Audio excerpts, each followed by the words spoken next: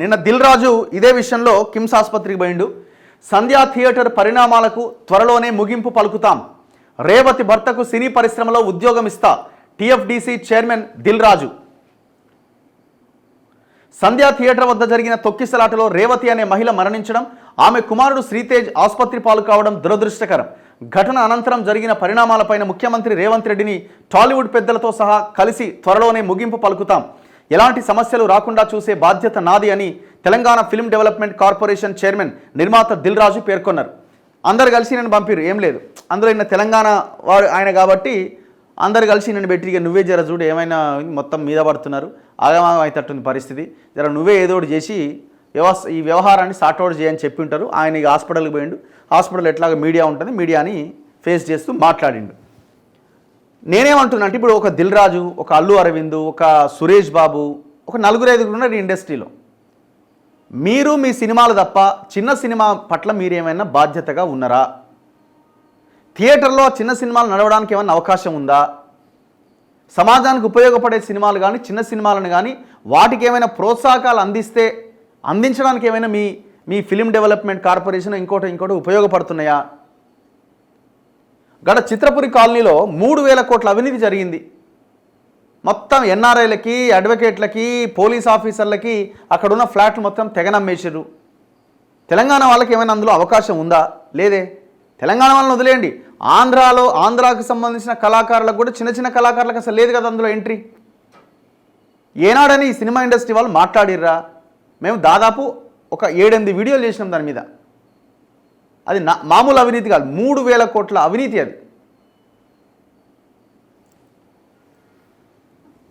మంగళవారం కిమ్స్ ఆసుపత్రికి వెళ్లి శ్రీతేజ్ ఆరోగ్య పరిస్థితి గురించి అతడి తండ్రిని, వైద్యులను అడిగి తెలుసుకున్నారు. అనంతరం విలేకరులతో మాట్లాడారు. సినీ పరిశ్రమకు ప్రభుత్వానికి మధ్య వారధిలా ఉండాలని నన్ను ముఖ్యమంత్రి టీఎఫ్డీసీ చైర్మన్గా నియమించారు. ఆ తర్వాత కొన్ని పనులపైన అమెరికా వెళ్ళాను. సోమవారం రాత్రి హైదరాబాద్ వచ్చాను. ఈరోజు ముఖ్యమంత్రితో సమావేశమై పలు అంశాలపైన చర్చించా.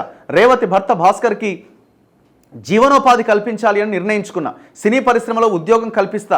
ఆయన కుమార్తెతో పాటు కుమారుడు శ్రీతేజ్ పూర్తి బాధ్యతను తీసుకుంటున్నా. ప్రభుత్వం సినీ పరిశ్రమ నుంచి భాస్కర్ కుటుంబానికి అన్ని రకాలుగా సాయం అందిస్తాం. శ్రీతేజ్ ఆరోగ్యం మెరుగుపడుతోంది, త్వరలోనే కోలుకుంటాడు. టాలీవుడ్ను రాష్ట్ర ప్రభుత్వం దూరం పెడుతోందని దుష్ప్రచారం జరుగుతోంది. పరిశ్రమకు కావలసిన అన్ని రకాల వనరులు టీఎఫ్డీసీ ద్వారా ప్రభుత్వం అందజేస్తుందని ముఖ్యమంత్రి రేవంత్ రెడ్డి స్పష్టం చేశారు. పరిశ్రమకు అండగా ఉంటామని చెప్పారు. ఇప్పుడు సీఎం రేవంత్ రెడ్డి తరపున మాట్లాడాను. త్వరలోనే అల్లు అర్జున్ని కలిసి ఆయన తరపున కూడా మాట్లాడతా అని దిల్ రాజు పేర్కొన్నారు. కళ్ళు తెరిచి చూస్తున్నాడు కానీ ఎవరిని గుర్తుపట్టట్లేదు శ్రీతేజ్ తండ్రి భాస్కర్. శ్రీతేజ్ ఆరోగ్య పరిస్థితి మెరుగవుతోందని బాలుడి తండ్రి భాస్కర్ తెలిపారు. కిమ్స్ ఆసుపత్రిలో మంగళవారం ఆయన మాట్లాడారు. సంఘటన జరిగిన రోజు సంధ్యా సినిమా హాల్లోకి ముందుగా తన భార్యా పిల్లలు వెళ్లారు. రద్దీ ఎక్కువగా ఉండడంతో తాను వెళ్లలేకపోయాను. చనిపోయింది తన భార్య అని పోలీసులు చెప్పే వరకు తెలియదు. శ్రీతేజ్కు వైద్యులు మెరుగైన చికిత్స అందిస్తున్నారని, కోలుకోవడానికి చాలా సమయం పడుతుందంటున్నారని తెలిపారు. వెంటిలేటర్ తొలగించి 48 గంటలు గడిచింది. బాబు కళ్ళు తెరిచి చూస్తున్నాడు కానీ ఎవరిని గుర్తుపట్టట్లేదు. అల్లు అర్జున్ నుంచి సానుకూల స్పందన రావడంతో కేసు వాపస్ తీసుకుంటానని చెప్పినట్టుగా పేర్కొన్నారు.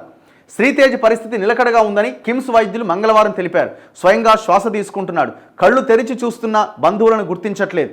స్పర్శ తెలుస్తున్నా ప్రతిస్పందన లేదు. నాసో గ్యాస్ట్రిక్ ట్యూబ్ ద్వారా అతడికి ఆహారం అందజేస్తున్నామని డాక్టర్లు తెలిపారు. అబ్బాయి ఆ తొక్కిసలాటలో ఆక్సిజన్ అందకపోవడంతో బ్రెయిన్ డెడ్ అయింది.